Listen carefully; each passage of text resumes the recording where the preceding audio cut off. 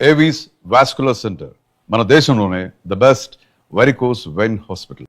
నా మాట వినకుండా వెళ్ళారు. ఇప్పుడు చూడండి ఎంత బాధపడుతున్నారో. లేవండి. లేస్తే పడుకోలేను. నేను పడుకోబెడతానుగా. లేవండి, జ్యూస్ తాగుదురు గాని. ఇప్పటికి 6 సార్లు తాగాను, ఇంకా నా వల్ల కాదు. అలా అనకండి, భోజనం లేదుగా, నీరసం వస్తుంది. పట్టండి. అయ్యో వద్దండి, వద్దండి. అండినా అండి అన్నానండి అనే ఉంటానండి. ఈ బాంబులు తాకిడికి ఎవరితో ఏం మాట్లాడుతున్నానో అర్థం కావట్లేదండి బాబోయ్. మీ మాటలో కూడా తేడా వచ్చింది. అదండి బాంబింగ్ ఎఫెక్ట్ అండి. మూతి పగిలి 4 కట్టుకున్నాను. అయ్యో, మీకేదైనా అయితే నాకు దిక్కెవరు? ఆయన ఇంకెవరు? ఆయన ఎవరు? ఆయనంటే దేవుడు. దేవుడు. సర్లే, పట్టండి. ఏంటలా వణుకుతున్నారు? పైనుంచి కిందకి ఎర్తవుతుంటే వణకుండా ఎలా ఉంటాను? నాకు అసలే సహనం తక్కువ. కాస్త దూరంగా ఉండండి. సారీ అండి. ఇంతటి దానికి సారీ ఎందుకండి? సారీ మార్చుకుని వస్తానుండండి.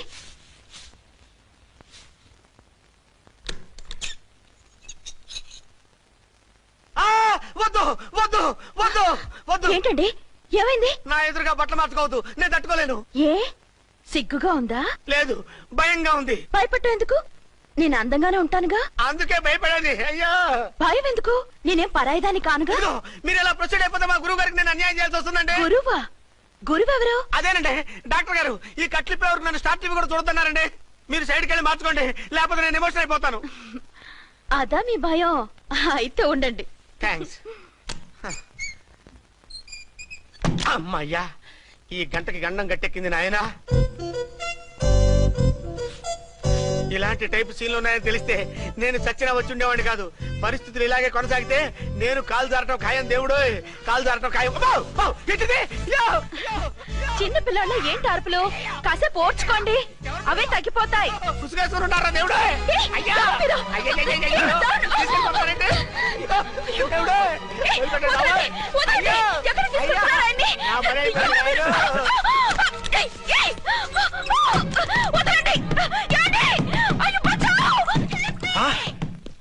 ఏంటో కేకలు?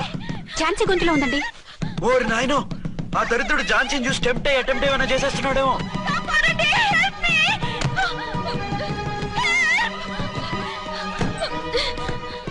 ఏంటి ఝాన్సీ, ఏమైంది? మా ఆయన కిడ్నాప్ చేసి తీసుకెళ్లిపోతున్నారండి. ఎవరు?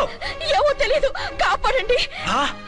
ఓరి నాయనో, బారసాలకు ముందే ఝాన్సీ నా వైఫ్ అని ఫిక్స్ అయిపోతే సడన్ గా హస్బెండ్ అయిపోయి దాన్ని బెడ్ ఎక్కేద్దామని చూస్తున్నావురా?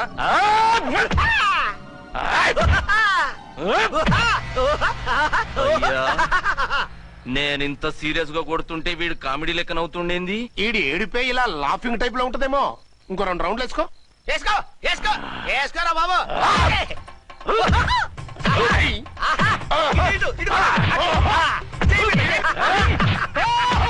రాయ్, మీరు కూడా వచ్చి తలిగియండి రా వీణ్ణి.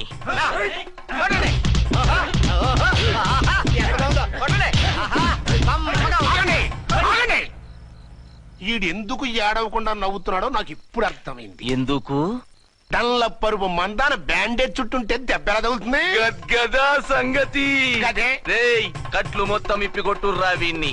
వద్దు వద్దు, కట్లు మాత్రం వద్దు. ఏ లోపట బట్టలు లేవా? డ్రాయర్ కూడా లేదు. ఏం పర్లేదు, మేము మగాళివి కదా. ఇప్పటి రా. వద్దు వద్దు బాబాయ్, కట్లు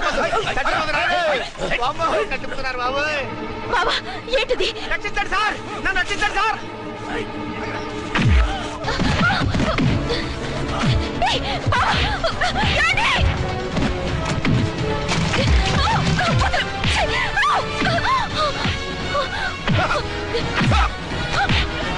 వద్దు వద్దు, నన్ను చెప్పకండి బాబాయ్. వద్దు బాబాయ్. అయ్యో, నువ్వేంటి రాయో, నేను లేకపోతున్నానండి.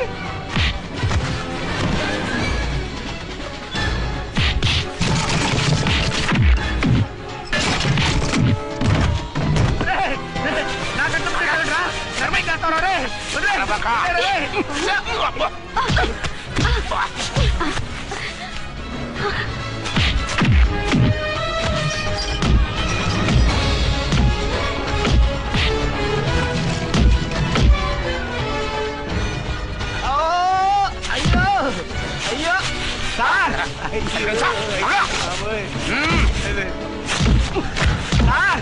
సార్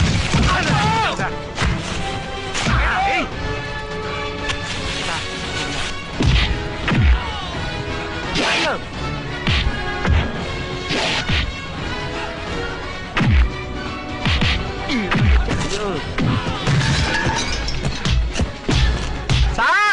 రక్షించండి సార్.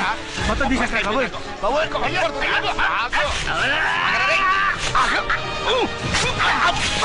మళ్ళీ స్లిప్ అయిపోయాడు నాయన. సార్. సార్ రక్షించండి సార్. సార్ రక్షించండి సార్.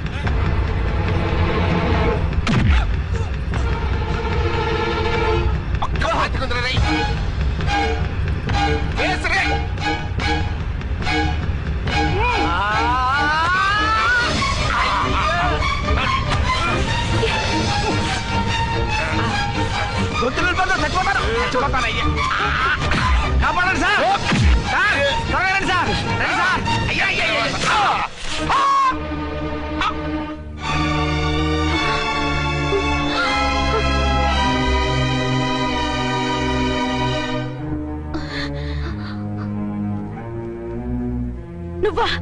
నువ్వు ఈ వేషాలు ఎందుకు వచ్చావు? నన్నెందుకు మోసం చేశావు? సారీ, నిన్ను మోసం చేసిన వీడి కాదు, వారు. మా ఆయన ఎక్కడా? బైబిల్ మొత్తం చదివి ఏ సుప్రీం ఎవరని అడుగుతావింటమ్మా?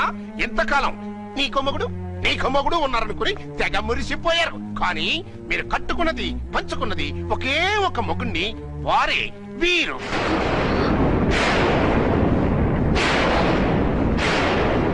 బాబు, ఆవిడ మీకేమవుతుంది? ఆవిడ మా ఆవిడే. ఆవిడ ఆవిడ మా ఆవిడే. విన్నారుగా లేడీస్? ఈ సీన్ లో ఇక మన పని అయిపోయింది. ఇప్పుడు వన్ డే మ్యాచ్ మొదలవుతుంది. టాస్ వేసుకుని ఎవరు బౌలింగ్ చెయ్యాలో ఎవరు బ్యాటింగ్ చెయ్యాలో వాళ్ళే డిసైడ్ చేసుకుంటారు. మనం గ్యాలరీలో కూర్చుని మ్యాచ్ చూద్దాం పద. ఎందుకింత మోసం చేశారు? ఎందుకింత ద్రోహం చేశారు? నేను ఎవరిని మోసం చేయలేదు, ఎవరికి ద్రోహం చేయలేదు. పాపం, విధి ఆడిన వింత నాటకంలో ఆర్టిస్ట్ అయి ఉంటాడు. చెప్పండి, ఒక పెళ్లి చేసుకుని నన్నెందుకు రెండో పెళ్లి చేసుకున్నారు? మీకు భార్యగా నేను సరిపోలేదా? ఆవేశపడకుండా నేను చెప్పేది వినండి. నువ్వు చనిపోయావు అనుకుని అందరూ కలిసి నాకు బలవంతంగా పెళ్లి చేశారు. ఆ విషయం నాకెందుకు చెప్పలేదు? పెళ్ళైందంటే నేను చేసుకోనన్నా, చీకొడతానన్నా? నిజం దాచి పెళ్లి చేశారని నాకు మన పెళ్ళైన తర్వాత తెలిసింది. అప్పుడైనా మీరు చెప్పాలిగా, ఎందుకు చెప్పలేదు? చెప్తే నువ్వు మిమ్మల్ని వదిలేస్తానని భయపడి చెప్పలేదా? నన్ను వాడుకునే ఛాన్స్ మిస్ అవుతుందని చెప్పలేదు. Don't talk రబేష్. కొంతకాలం ఆగి చెప్తే చచ్చినట్టు పడుంటారు. ఎంచక్క ఇద్దరితో సంసారం చేయొచ్చని ఆశపడ్డారా?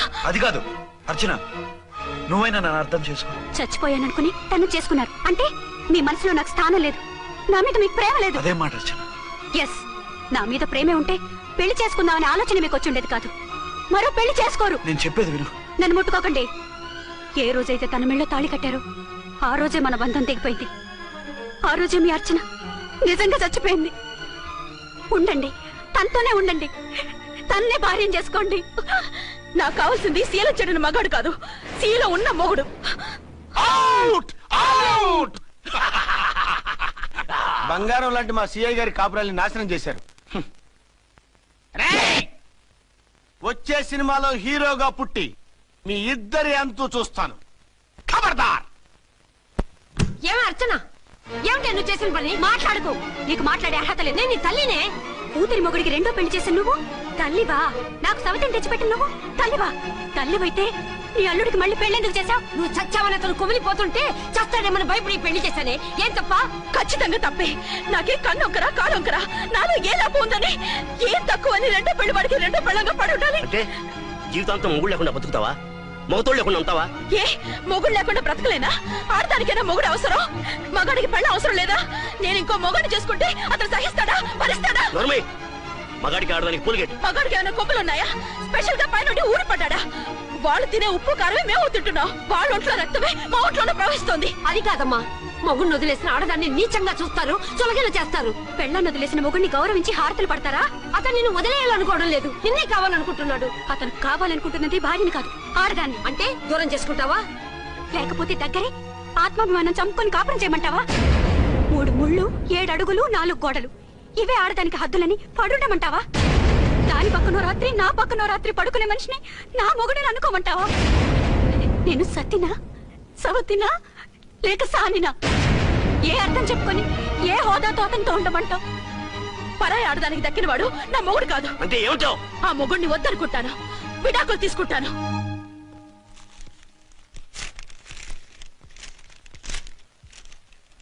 ఏమిట్రా అది? లాయర్ నోటీసులు. లాయర్ నోటీసులు ఎవరు పంపారు? నీ కోడళ్ళు. దేనికి? వాళ్ళకి విడాకులు కావాలంట. నువ్వెందుకు బాధపడతావు? సిగ్గు ఎగ్గు లేకుండా విడాకుల కోసం కోర్టుకెక్కినందుకు వాళ్ళు బాధపడాలి.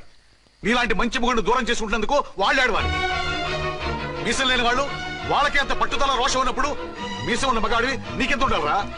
వాళ్ళకి నువ్వు అక్కర్లేనప్పుడు నీకు వాళ్ళు అక్కర్లేదు. ఇంతకాలం నువ్వు చెప్పింది నేను విన్నాను, ఇప్పుడు నేను చెప్పింది నువ్వు వినాలి. మొగుడిని వదిలేసిన వాళ్ళకి మొగుడు దొరకలేమో కానీ పెళ్ళాం వదిలేసిన మొగుడికి 1,00,000 మంది దొరుకుతారు. నువ్వు మళ్ళీ పెళ్లి చేసుకో. అప్పుడు గాని జనం నేల మీద ఉయ్యరు. ఊహించుకుని పనిచేసింది వాళ్ళురా. నువ్వు వాళ్ళని మర్చిపోలేక జీవితాంతం నరకనుభవిస్తుంటే చూసి ఆనందించాలని వాళ్ళ ప్లాన్. నువ్వు మళ్ళీ పెళ్లి చేసుకుంటే ఆ కుక్కలు చెప్పుతో కొట్టినట్టు అవుతుంది.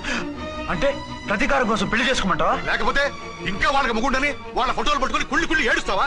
ఒక్కసారి చేసిన తప్పుకే నరకం అనుభవిస్తున్నాను. మళ్ళీ జీవితంలో అటువంటి పొరపాటు చేయను. పోనీ చెయ్యని పొరపాటు చేయి, కొత్త అలవాటు చేసుకో.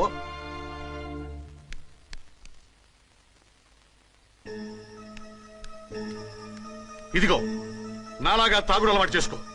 బాధల్ని బాధ్యతల్ని మర్చిపో. పెళ్ళాలు వదిలేసిన మొగుడని అవమానం పడే కంటే గౌరవంగా తాగుబోతనిపించుకో. అలాగే నా తండ్రికి ఆనందిస్తాను. తీసుకో.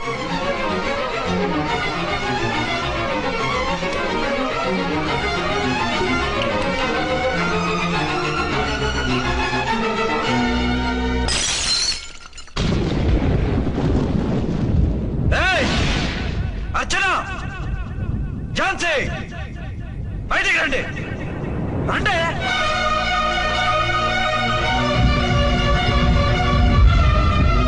भाई और बहनों, देखो, ये मेरा फर्स्ट पत्नी है. ఇది నా సెకండ్ పత్ని. ఏంటి ఆ లుక్లు? తాగొచ్చానా? నేను తాగలేదే, మీరే తాగించారు. తెగేదాకా తెచ్చారు, తాగేదాకా తీసుకొచ్చారు. నాకు విడాకులు ఇస్తారు. మనది పెళ్ళ పేకాట. ఆడినంతసేపు ఆడి మధ్యలో మిడిల్ డ్రాప్ చేయడానికి. అసలు నేను మీకేం ద్రోహం చేశాను? నువ్వు తిరిగి రాగానే on the spot first night cancel చేసుకుని నీ దగ్గర పరిగెత్తు రావడవా? ఇంకో మగాడు ఎవడైనా అయితే అలా వచ్చేస్తాడా? చెప్పను ఛాలెంజ్. నువ్వు చచ్చావు అనుకుని పిచ్చి వెదవలా తయారయ్యాను. కళ్ళు పూసుకుంటే కళ్ళలోకి వస్తున్నావని కంటికి నిద్ర లేకుండా కడుపుకి తిండి లేకుండా గడిపాను. చచ్చి నీ దగ్గరగా వద్దాం అనుకున్నాను. కానీ నా కన్న తల్లిని మర్చిపోలేక తాగుడికి అలవాటు పడ్డ మా నాన్న నా జీవితంలో నీ జీవితం కాకూడదురా, భార్య లేని లోటు ఏంటో నేను చవి చూశాను, మళ్ళీ పెళ్లి చేసుకోరా అని బలవంతం చేస్తే చచ్చి కన్న తండ్రిని ఏడిపించలేక బతికి దీన్ని పెళ్లి చేసుకున్నాను తప్ప దీని రంగు పొంగు చూసి వెర్రెత్తి కాదు. అది నేరమా పాపమా? ఏవే ఈ ఏటి మేటి సౌత్ ఇండియన్ పతివ్రత, ఈ సంగతి అంటే సెకండ్ హ్యాండ్ మొగుడు దొరికాయండి షేక్ అయిపోతున్నావా? ఇంతకు ముందు నేను ఎప్పుడైనా తాగానా? నేను తాకానా? కామం కళ్ళకెక్కి నీతో మంచం ఎక్కానా? మజా చేశానా? పెళ్ళైన తర్వాత కూడా నిన్ను పతివ్రతలా బతకనిచ్చాను కదే. నేనే దుర్మార్గుడిని అయితే, ఆడదాన్ని అవసరంతో ఏడ్చేవాడిని అయితే ఎప్పుడో నిన్ను చెడిపోయేదాకా చెడగొట్టేవాడిని. కానీ ఎందుకు అలా చేయలేదు? ఎందుకు నీ తప్పలేదు? భార్యగా అర్చన నాలో బతికుంది కదా. నిజం చెప్పలేదు అని చెప్పుకోవచ్చిన మేకలాగా ఎంచుకుంటున్నావు. ఎందుకు చెప్పలేదో తెలుసా? నా కూతుర్ని ఎవరు చేసుకోవడం లేదు, రెండో పెళ్ళంటే వద్దంటుంది అని మా బాబు దగ్గరకు వచ్చి ఏడిస్తే నాకు అబద్ధం చెప్పి నీకు తాళి కట్టించారే. 20 ఏళ్లుగా కనీ పెంచిన నీ అబ్బే నీకు నిజం చెప్పినప్పుడు నేనెందుకు చెప్పాలి? అది బతికొచ్చిన తర్వాత మా వాళ్ళు నీకు నిజం చెప్పలేదని తెలిసింది. అప్పుడు నాకు ఇదివరకే పెళ్ళయింది, చచ్చిందనుకున్న నా పెళ్ళం తిరిగి వచ్చిందని నీకు చెప్తే గుండె పగిలి చేస్తావని నీకు చెప్పలేదే.